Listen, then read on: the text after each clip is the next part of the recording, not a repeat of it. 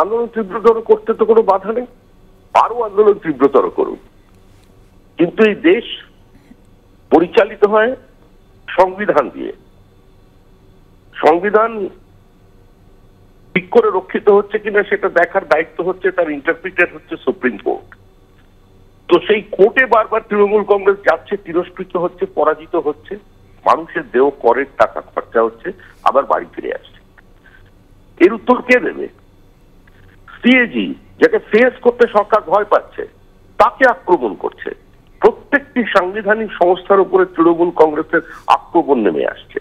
কদর্য ভাষায় রাজ্যপাল, সাংবিধানিক প্রধান, তাকে আক্রমণ করছেন। যে ভাষা ব্যবহার করা হয়েছে আজকে তৃণমূল কংগ্রেসের পক্ষ থেকে তা নজিরবিহীন। ওই যে রাজ্যপাল পদলেখন করছেন প্রধানমন্ত্রীর, তো এটাই তো তৃণমূল কংগ্রেসের পরিচয়। তৃণমূল কংগ্রেস আগে পশ্চিমবঙ্গের মানুষের সামনে দাঁড়িয়ে উত্তর দিন গ্রামে গিয়ে, যেটা দিতে পারেননি দিদির রক্ষা কবচ হাতে নিয়ে পঞ্চায়েত নির্বাচনের আগে, যে প্রধানমন্ত্রীর আবাস যোজনার ঘর নিয়ে আজকে এত ছেলে খেলা কেন? কেন প্রধানদের রাতারাতি সম্পত্তি 100 গুণ বেড়ে যাচ্ছে?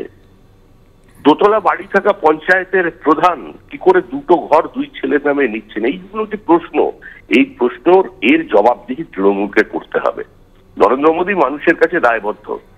দেশের প্রত্যেকটা অন্তরের অন্তঃস্থলে এখন তিনি অধিষ্ঠিত। বারবার বিভিন্ন আক্রমণ, কদর্য সমালোচনা, মিথ্যাচার, সমস্ত কিছুর জবাব মানুষ একটার পর একটা নির্বাচনে দিচ্ছেন, আর তৃণমূল কংগ্রেসের উত্তর পেয়ে যাবে 2024 সালে। শ্রমিকবাবু, ধন্যবাদ।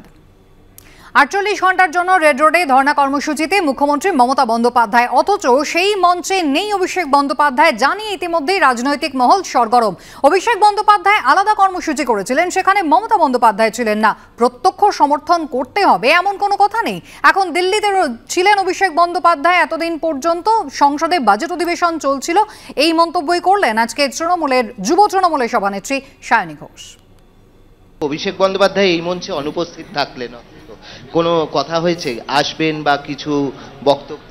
না, উপস্থিত অনুপস্থিতের কথা নয়। আপনারা যেমন দেখেছেন, যখন অভিষেক বন্দ্যোপাধ্যায় কর্মসূচি করেছেন, একটা সেপারেট কর্মসূচি ছিল, সেই মঞ্চে কিন্তু মমতা বন্দ্যোপাধ্যায় উপস্থিত ছিলেন না। ঠিক সেরকম ভাবে আমরা প্রত্যক্ষে এসেই যে সাপোর্ট করতে হবে এরকম কোনো ব্যাপার নেই। অভিষেক দিল্লিতে ছিলেন, ওখানে সাংসদের বাজেট অধিবেশন চলছে, এবং আমরা এতগুলো ফ্রন্টাল অর্গানাইজেশন রয়েছে, আমাদের মধ্যে অনেক সমন্বয় রয়েছে। কাজে এই সভা, এই সমাবেশ, এই মানুষ, তারা প্রত্যেকে তৃণমূল কংগ্রেসের জন্য এসেছে, মমতা বন্দ্যোপাধ্যায়ের জন্য এসেছে, অভিষেক বন্দ্যোপাধ্যায়। বকেয়া বঞ্চনার অভিযোগে রেড রোডে তৃণমূল কংগ্রেসের ধর্ণা অবস্থান চলছে। যুব তৃণমূল কংগ্রেসের তরফে ধর্ণা মঞ্চে উপস্থিত রয়েছেন রাজ্য সভানেত্রী সায়নী ঘোষ। দিল্লিতে সংসদের অধিবেশনে ব্যস্ত রয়েছেন অভিষেক বন্দ্যোপাধ্যায়। ডায়মন্ড হারবারের তৃণমূল সাংসদ এবং দলের সর্বভারতীয় সাধারণ সম্পাদকের বকেয়া বঞ্চনার ধর্ণা মঞ্চে গড়হাজিরা নিয়ে এবার মন্তব্য করলেন সায়নী।